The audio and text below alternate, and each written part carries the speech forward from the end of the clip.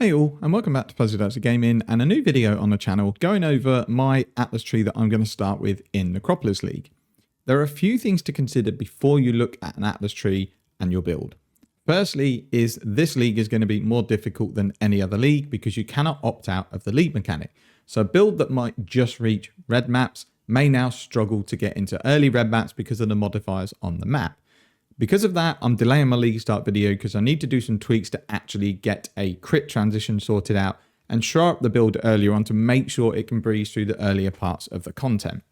The build I'm looking to run, once I've done a little bit of heist, will get really good defenses once Uber Lab's done. So because of that, I think the build's going to comfortably be able to do Expedition and Essences even with the new modifiers. And then I'm also going to add some Betrayal in because you can get some really high chance to get Betrayal early on.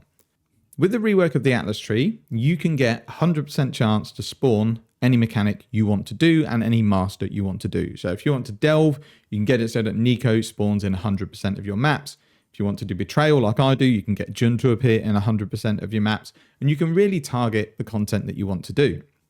You also have access to 3 different Atlas trees that you can switch between, but I don't think they've said yet when you unlock each one. So I'm going to play it safely and just go with one Atlas tree where I'm using about 65% of the points, and then I'm really going to wait until league start to see whether I've got my new tree by then or whether I need to continue my current tree. So the way I'm going to progress my Atlas, as usual, I'm going to go up to Essence straight away. It's not amazing, but if I can get some Screaming Essences, it means I can get some gear crafted that can replace any of the gear that I'm still left over with from the campaign.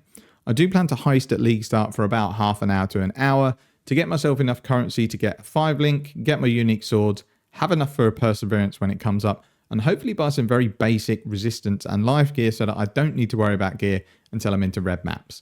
First nodes I'll take after that is we're going to go get these new big Jun nodes here. So 10% for Jun, 20% for Jun, and 10%, that's 40%.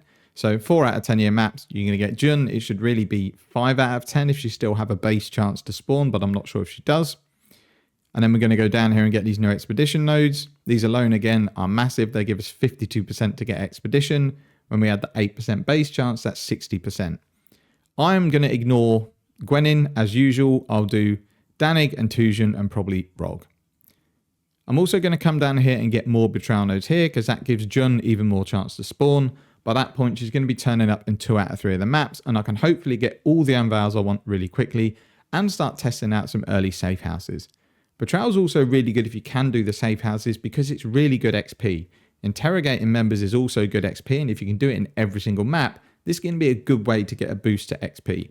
It also means if you die in the odd map, it doesn't matter too much because the experience you gain from completing the map and doing the Betrayal should definitely be a net positive.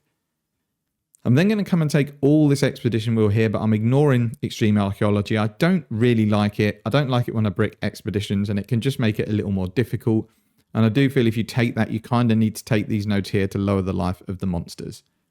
I'm then going to come up and get the rest of the expedition nodes, and then I'm going to collect amplified energy so that I get a Shrieking Essence in every yellow or red map that I do. And that's kind of as far as I plan to push it at the start. Then I might stay here if my build's feeling good and just farm some currency, get some Tusion done, get some raw currency, get some essences to get ready for some crafting, get all my Betrayal stuff unlocked, and just have a test to see what that mechanic is like with the new safe houses. Once I've done that, I'm then just going to expand the tree a little bit. I'm going to take some more Jun nodes so that I basically got 100%. In fact, I think this gives you over 100%, so I might be able to trim the tree. Also means that when I execute members, they gain an additional rank, so it's easier to get them to rank 3, then kick them out again, get the XP and get your safe houses turned over. This node here I don't think does very much, but it's 1 point, so we may as well take it. And then we're just going to go and get some map nodes. Going to use this gateway to come and get these map nodes here. This is a point where I should be into late tier yellow maps, and this is where I plan to stay and farm for a good few hours, potentially even all weekend if it's really lucrative. I'm in no rush to get my Atlas completed. I just want to get the Void Stone, so I've got options, and then we'll go from there. The build as it stands that I'm planning to run clears the Atlas on a 5-link, but it might be with the difficulty added in from the league mechanic, I need a 6-link to do it, and this is where I can farm that. Now at that point, if we've unlocked an additional Atlas tree, I may pivot into another tree and start building a map sustain tree to then go into destructive play. If I still haven't unlocked my second tree, All I'm going to do then, because I've got all the mechanics in this tree here that I want to farm.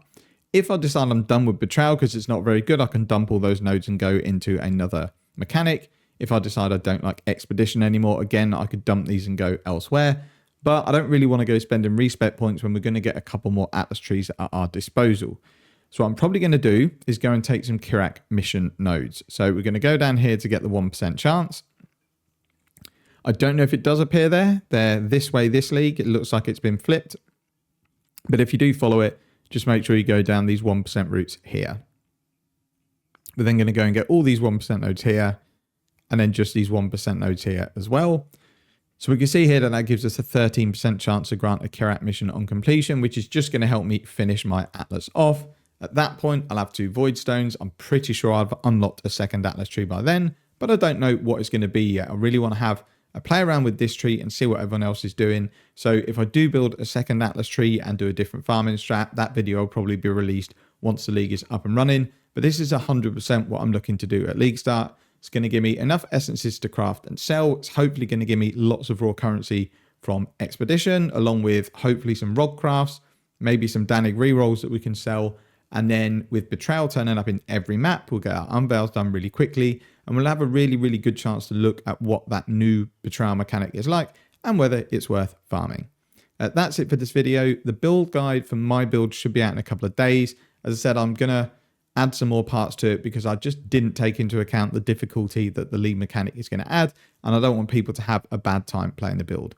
Thank you very much for watching. Take care and see you in the next one.